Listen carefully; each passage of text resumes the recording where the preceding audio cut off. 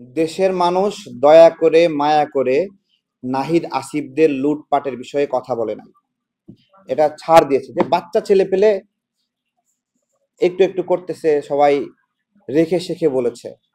আবার বলছে যে 53 বছরে সরকার রক্ষার আন্দোলন হয়নি, কিছু গাধাই কথা বলছে। এটা আমরা অনেক সাফার করছি, আমরা অনেকটা সময় পার হয়ে আমজনতা দলের নাম দিয়েছি, আমরা কিছু অ্যাক্টিভিস্ট, আমরা ছোট দল, আমরা একটু দুর্বল। এইটা সুযোগ নিয়ে এইভাবে তাদের টাকা পয়সা আছে আমাদেরকে এভাবে পেরেশানি দিবে, এটা আসলে মেনে নেওয়া খুব কষ্ট হচ্ছে। দেশের মানুষ দয়া করে মায়া করে নাহিদ আসিফদের লুটপাটের বিষয়ে কথা বলে নাই। এটা ছাড় দিয়েছে যে বাচ্চা ছেলে পেলে একটু একটু করতেছে, সবাই রেখে শেখে বলেছে। কিন্তু তারা নিয়ন্ত্রণের বাহিরে গেছে এবং তারা এখন নির্বাচনের কথা শুনলেই আতঙ্কে ওঠে, আতকে ওঠে। এই খাওয়া দাওয়া তো বন্ধ হয়ে গেল। এজন্য ওরা নির্বাচনটা পছন্দ করে না। ওরা যে ক্ষমতাটা এনজয় করছে এটাকে একটু লম্বা করতে চায়, আর একটু বেশি চায়। আর সরকারে যারা আছেন তাদেরকে দেশের মানুষ তো ফেরেশতা মনে করে। এই ফেরেশতারা এখন হালকা হালকা চাতুর্যপূর্ণ কথা বলছে, চালাকিমূলক কথা বলছে, ভাবছে কেউ কিছু বুঝতেছে না। এখন এই ভালো মানুষগুলো ক্ষমতায় থাকার লোভ থেকে এরাও আমাদের ভোটাধিকার নিয়ে খেলতে চায়। হ্যাঁ, আমাদের ভোটাধিকার নিয়ে এরকম করছে। গতকাল বলেছিলাম শেখ হাসিনা তো খারাপ মানুষ, খারাপ মানুষ আমার ভোট চুরি করছে। এখন সুন্দর সুন্দর মানুষ, ভালো মানুষ, তারাও কেন আমার ভোট নিয়ে ষড়যন্ত্র করে, এটা আমাদের জিজ্ঞাসা। রাজনৈতিক ময়দানে যে মানুষগুলো দেশের জন্য লড়াই করলো, জেল জুলুম খাটলো, গুম হলো, ক্রস ফায়ারের শিকার হচ্ছে যে সকল পরিবার, এই রাজনৈতিক পট পরিবর্তনে রাজনৈতিক ময়দানে এখন তারা প্রভাবশালী হিসেবে থাকবে, তারা ক্ষমতার আশেপাশে থাকবে। এটা খুবই একটা যৌক্তিক চাওয়া। হ্যাঁ, সেই চাওয়াটা আরো যৌক্তিক যখন এটা তারা নির্বাচনের মাধ্যমে চায়, যে আমরা এমনি এমনি চাই না, নির্বাচনের মাধ্যমে চাই, জনগণ আমাদের ভোট দিলে আমরা একটু কাজ করব। এই চাওয়াটাকে মানে নোংরা হিসেবে উপস্থাপন করছে, এই চাওয়াটাকেই নাগরিকদেরকে ভয় দেখাচ্ছে। আবার বলছে যে 53 বছরে সরকার রক্ষার আন্দোলন হয়নি, কিছু গাধাই কথা বলছে। তারা নিজেদেরকে বাংলাদেশের জনগণ মনে করে। আমি তো মনে করি এরা বাংলাদেশের রাজনীতি সম্পর্কে জানতোই না। এরা যখন শেখ হাসিনা ছিল, শেখ হাসিনার অনুগত ছিল। এরা যখন অন্য দল ছিল, অন্য দলের অনুগত ছিল। আজকে এরাই বলছে যে সরকার রক্ষার আন্দোলন হবে। ভাই, সরকার পতনের আন্দোলন কেউ করছে?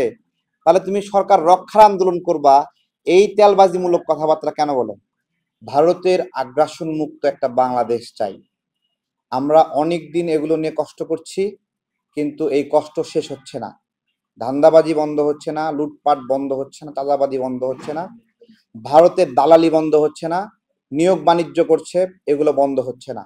এই সময়ে আসেও শুনতে হয় প্রশ্ন ফাঁস হচ্ছে। এগুলো আমাদের খুব পেরেশানি দিচ্ছে। যাদেরকে আমরা ভালো মানুষ স্বীকৃতি দিয়ে ক্ষমতায় বসিয়েছি, তারা যদি ভালোভাবে দায়িত্ব পালন করতে না পারে, তারা যদি ভালো মানুষের যে স্বীকৃতি এটাকে ভালো রাখতে না পারে, এটা তাদের দোষ। আমরা যারা ক্ষমতায় আছে, আমরা চাই তারা এই ক্ষমতার প্রয়োগ করুক এবং সকল ধরনের অপশক্তির বিরুদ্ধে লড়াই করুক। আমরা সেই লড়াইয়ে সঙ্গী হব। আমরা অবশ্যই অন্যায়ের সঙ্গী হব না, দুর্নীতির সঙ্গী হব না, লুটপাটের সঙ্গী হব না, এবং কেউ যদি ভারতের হয়ে অ্যাডভোকেসি করে তার সঙ্গী হব না। ভারতকে যে বন্ধু মনে করে, আমরা অলরেডি বলে দিয়েছি তারা আমাদের কখনোই বন্ধু হবে না। তাদের সঙ্গে আমাদের কোনো রাজনৈতিক ঐক্যও হবে না। আমাদের দল তো দুই ভাগে ভাগ হয়নি, যে একটা ভাগ গিয়ে আমজনতা দল অমুক আর আমজনতা দল অমুক বা আমজনতা পার্টি অমুক, এটা তো না। এটা যারা করছে এটা আমাদের একটু সমস্যা করে দিল। আমরা এই বিষয়ে ইলেকশন কমিশনে অবগত করেছি, জানিয়েছি। তাদেরকে জানানো হয়েছে যে এইভাবে কাছাকাছি নামে বা একই রকম নামের আগে সরিয়া লাগায় দিয়ে এইভাবে একটা পার্টির নিবন্ধনের জন্য আবেদন করতে পারে না। ইলেকশন কমিশন জেনেছে। আমরা এটা আটকায় দেব, এটা আমাদের মূল কথা। এভাবে হতে পারে না আসলে। অনেক নাম আছে, অনেক অ্যাভেলেবল নাম আছে, আমাদের দলের নামের মতো করে নাম তারা কেন দেবে? আগে একটা বাংলাদেশ লাগাইছে, তা বাংলাদেশ লাগালেই কি হয়ে গেল? ওকে কি বাংলাদেশ নামে কেউ ডাকবে? ওকে আমজনতা নামে ডাকবে। আমজনতা দলের একজন নেতা একটা অফিসে গেলে বলবে যে এটা আমজনতা দলের নেতা। কিন্তু যখন আপনার হলো এই জায়গায় যদি ওরা যে পার্টি লিখছে, ইংলিশে পার্টি, আমজনতা পার্টির নেতা, তা আমজনতা দলের নেতা, আমজনতা পার্টির নেতা, এটা কি আলাদা কিছু নাকি? এইভাবে বিভ্রান্ত করে আমাদের একটু সমস্যা করে দিল। তো ওদের সাথে আমরা কথা বলতেছি এখন, দেখা যাক কোন পর্যায়ে আলোচনা যায়। এটা আমরা হতে দেব না। এটা আমাদেরকে আপনারা এসে প্রশ্ন করছেন, সবাই উত্তর দিচ্ছি আমরা, আবার ফোন দিচ্ছে। আমরা তো কোনো তাদের সাথে সম্পৃক্ত না। ওরা দল করবে, আমাদের উপরে এই পেরেশানি কেন আসবে? তাই না? আমরা তো কিছু করি নাই। আমরা তো সংবাদ সম্মেলন ওরা সংবাদ সম্মেলন করছে, সবাই আমাদেরকে ফোন দিচ্ছেন। তার মানে এটা একটা মিন করছে যে এটা কাছাকাছি একই রকম হয়ে গেছে, দুটাকে আলাদা করা, ডিফাইন করা কষ্টকর হচ্ছে। তাহলে এইভাবে আমাদেরকে কষ্ট দিবে কেন? ওদেরকে আমাদের জিজ্ঞাসা, আমরা কি ওদের দলের কেউ? আমরা কি ডেস্টিনি গ্রুপের কেউ? তাহলে আমাদেরকে ওরা কিভাবে রিলেট করলো? এটা সামনে একটা লাগাই দিছে, এভাবে হয় না আসলে।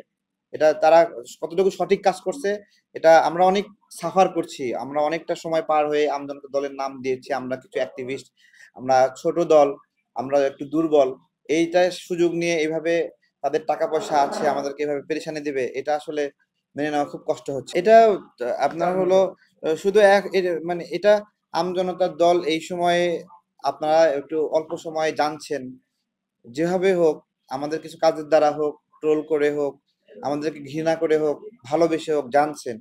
এই জানাটাকে তারা একটা বেনিফিট হিসেবে নিচ্ছে কিনা, এরকম হতে পারে যে এটা পরিচিত দলের মতো নাম হলে এটা ট্রোল হবে, বিবাদ হবে, এটা ওরা চুজ করতে পারে। কিন্তু ওদেরকে আমাদের অনুরোধ, আপনাদের ব্যবসায়িক পরিচয়, পূর্বের ইতিহাস, ঘটনা, এগুলো আমাদের আলোচ্য বিষয় না। আপনারা এটা চেঞ্জ করেন, আপনাদের প্রতি অনুরোধ, আপনাদের প্রতি আবেদন। আমরা এটা ছাড়ছি না সহজেই। আপনারা যদি সহজেই মনে করেন যে আমরা স্কিপ করলাম, শান্তশিষ্ট সবকিছু আছে, আপনারা সবসময় ফ্রেন্ডলি আচরণ পাবেন না। আমরা অনুরোধ করছি এখন, এই অনুরোধ পর্যায়ে আমাদেরকে স্বাভাবিক থাকার সুযোগ দেন, আমাদেরকে অস্বাভাবিক করেন না আপনারা।